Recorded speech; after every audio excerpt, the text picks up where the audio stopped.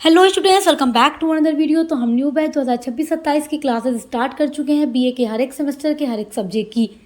जो भी बच्चे हमारे बीए फर्स्ट सेमेस्टर में हैं, सोशियोलॉजी को पढ़ते हैं मेजर या माइनर सब्जेक्ट के रूप में, तो उनके लिए हम क्लासेस हिंदी और इंग्लिश दोनों मीडियम में स्टार्ट कर चुके हैं हर एक सब्जेक्ट की। और आज की वीडियो में हम बीए फर्स्ट सेमेस्टर सोशियोलॉजी के यूनिट नंबर 1 का पार्ट 2 पढ़ने वाले हैं। पार्ट 1 की वीडियो में हमने सोशियोलॉजी का meaning, definition, nature and scope पढ़ लिया है और आज पार्ट 2 की वीडियो में हम सोशियोलॉजी एज ए साइंस को पढ़ने वाले हैं। पार्ट 1 की वीडियो अगर आप लोगों ने नहीं देखी है तो चैनल पर विजिट करके देख लीजिएगा, वीडियो अपलोड हो चुकी है। और सोशियोलॉजी के अलावा भी हर एक सब्जेक्ट की क्लासेस चैनल पे चल रही हैं, हिंदी मीडियम वाले बच्चों के लिए भी, इंग्लिश मीडियम वाले बच्चों के लिए भी, ताकि दोनों ही बच्चे अपने एग्जाम की तैयारी अच्छे से कर सकें। और हम मॉडल पेपर की वीडियोस लगातार अपलोड कर रहे हैं, MCQ वालों बच्चों के लिए भी और सब्जेक्टिव वालों बच्चों के लिए भी।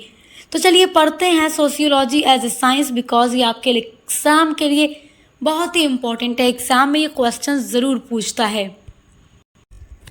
आपकी हेडिंग है सोशियोलॉजी एज ए साइंस, यानी सोशियोलॉजी साइंस कैसे है ये डिफाइन कीजिए। तो आइए इसको समझते हैं कि कैसे सोशियोलॉजी एक साइंस है, एक विज्ञान है, क्योंकि ये कहा जाता है कि सोशियोलॉजी साइंस है।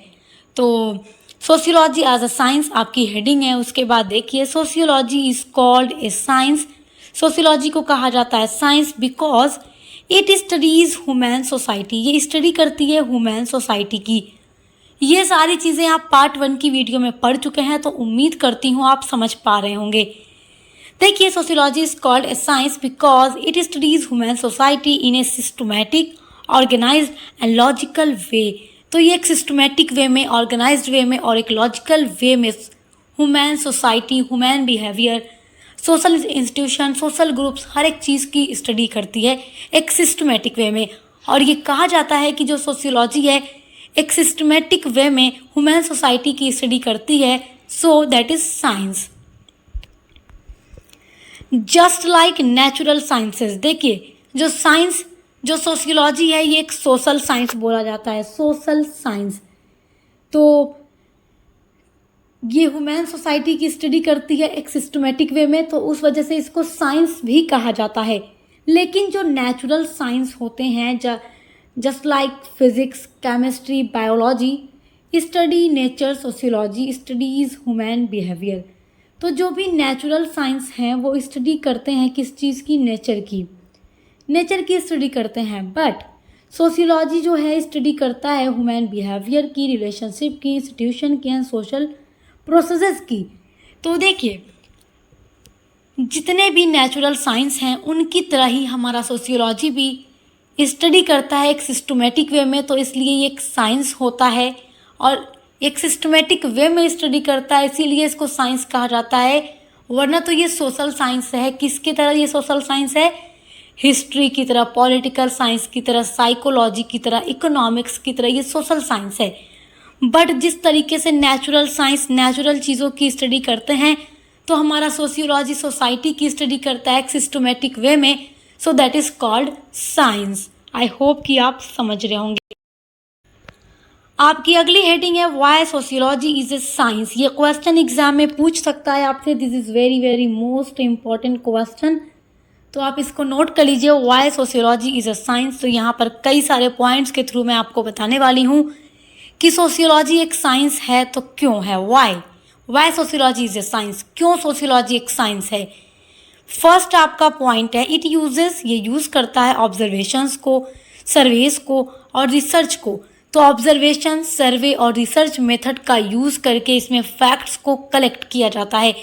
इसमें बस सोच के ऐसे नहीं, अंदाजी कल्पना करके नहीं कोई भी फैक्ट को कलेक्ट किया जाता, बल्कि ऑब्जर्वेशन किया जाता है, रिसर्च किया जाता है, सर्वे किया जाता है, इन सब चीज़ों के माध्यम से सेंसस किया जाता है।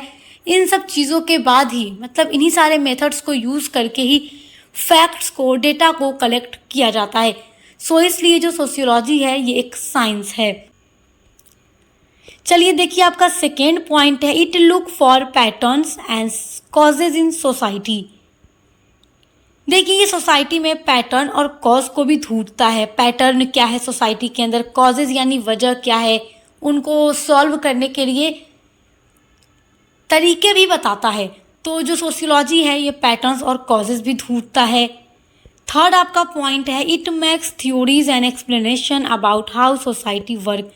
ये मेक यानी बनाता है थ्योरीज को। देखिए जो भी अलग अलग सोशियोलॉजिस्ट थे उन्होंने स्टडी किया, हर एक चीज़ की अलग अलग फील्ड में इन्होंने स्टडी की और उसके बाद अलग अलग चीज़ों के लिए उन्होंने अलग अलग थ्योरी दी। तो स्टडी करते हैं कि हाउ सोसाइटी वर्क, उसके बाद उसको एक्सप्लेन करते हैं, उसके लिए थ्योरीज देते हैं। आपका फोर्थ पॉइंट है it aims to be objective. इसका एम होता है ऑब्जेक्टिव यानी free from personal bias. Personal bias का मतलब इसमें जो भी डेटा कलेक्ट किया जाता है, जो भी फैक्ट्स को कलेक्ट किया जाता है ऑब्जर्वेशन या सर्वे या रिसर्च के थ्रू, तो उसमें बिल्कुल भी कोई बायस नहीं होता, फ्री फ्रॉम बायस होता है। यानी किसी के पक्ष में होकर काम नहीं करता, बल्कि एकदम सच्चाई के आधार पर, रियलिटी, ट्रस्ट के आधार पर फैक्ट्स को, डेटा को कलेक्ट करता है। तो ये सारे कुछ पॉइंट्स हैं जिनके थ्रू हमें ये पता चलता है कि सोशियोलॉजी इज़ अ साइंस।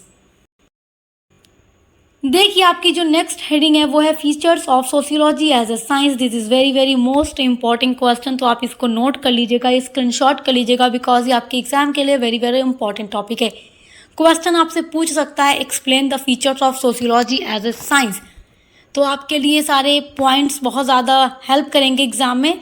आप इन्हीं पॉइंट्स को अपने एग्जाम में लिख कर के आएगा तो एग्जामिनर आपको पूरे नंबर देगा, एक नंबर भी आपका नहीं काटेगा। फीचर्स और कैरेक्टरिस्टिक्स, बात एक ही है, ये बात याद रखिएगा। पार्ट 1 की वीडियो में मैंने आपको nature and scope of sociology पढ़ाया था, तो वो भी देख लीजिएगा, क्योंकि एग्ज़ाम के लिए वो टॉपिक भी वेरी वेरी इंपॉर्टेंट है। 100% वो क्वेश्चन एग्जाम में दिया जाता है, और जिनका ऑब्जेक्टिव टाइप पेपर होगा तो सारे लेक्चर उनके लिए इंपॉर्टेंट होंगे, तो वो भी फुल डिटेल क्लास किया करें जो हम अपलोड करते हैं। Features of sociology as a science में फर्स्ट आपका फीचर है सिस्टमैटिक स्टडी। सोशियोलॉजी के अंदर हमेशा सिस्टमैटिक स्टडी की जाती है, इधर उधर से नहीं की जाती, एक सिस्टम में रहकर एक सीक्वेंस में की जाती है। फॉलोज प्रॉपर मेथड्स, इसमें प्रॉपर मेथड को यूज़ किया जाता है। इसमें किसी भी सब्जेक्ट पर जब स्टडी की जाती है तो एक मेथड में रहकर की जाती है, नॉट रैंडम थिंकिंग, यानी कि रैंडमली नहीं की जाती, अचानक सोच करके कोई भी स्टडी नहीं की जाती, जबकि एक प्रॉपर मेथड को यूज़ करके, फॉलो करके किसी भी फील्ड में स्टडी की जाती है किसी भी चीज़ की। सेकेंड जो feature of sociology as a science है वो है ऑब्जेक्टिविटी। ऑब्जेक्टिविटी का मतलब होता है निष्पक्षता, जिसको हिंदी में निष्पक्षता कहते हैं, यानी कि it is based on facts not opinions. इसमें जो भी स्टडी की जाती है वो फैक्ट्स पर बेस्ड होती है, नॉट ओपिनियन। कोई भी सोचा समझा विचार नहीं होता, जो फैक्ट्स होते हैं उन पर ही इसमें स्टडी बेस्ड होती है। थर्ड फीचर है आपका एम्पिरिकल। इसका मतलब होता है, देखिए, uses real life evidence and data, यानी जो भी रियल लाइफ के एविडेंस यानी प्रूफ होते हैं, डेटा होते हैं, उनको ही यूज़ करके स्टडी की जाती है।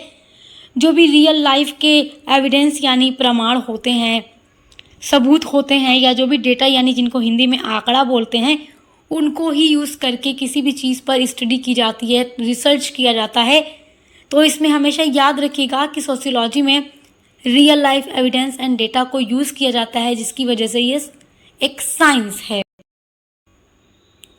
फोर्थ आपका फीचर है थियोरेटिकल, यानी कि इसमें थ्योरी होती है, सिद्धांत होते हैं। जब भी आप सोशियोलॉजी पढ़ते हैं आप इसमें अलग अलग सोशियोलॉजिस्ट की थ्योरी को भी पढ़ते हैं, तो ये थियोरेटिकल होता है, थ्योरी बेस्ड होता है। ये बिल्ड्स है, ठीक है, BUILDS। तो बिल्ड्स थ्योरीज, ये थ्योरी को बनाता है। Explain social life, social life को एक्सप्लेन करने के लिए इसके अंदर स्टडी करने के बाद अलग अलग सोशियोलॉजिस्ट थ्योरी भी एक्सप्लेन करते हैं, डिस्कस करते हैं और देते हैं, जिनको हम पढ़ करके अलग अलग सोशल लाइफ को, अलग अलग चीज़ों को समझने में हमें आसानी होती है। तो ये थ्योरी बेस्ड होता है, तो ये भी एक इसकी फीचर है, इसकी कैरेक्टरिस्टिक्स है। पांचवा पॉइंट है cumulative knowledge grows step by step through research.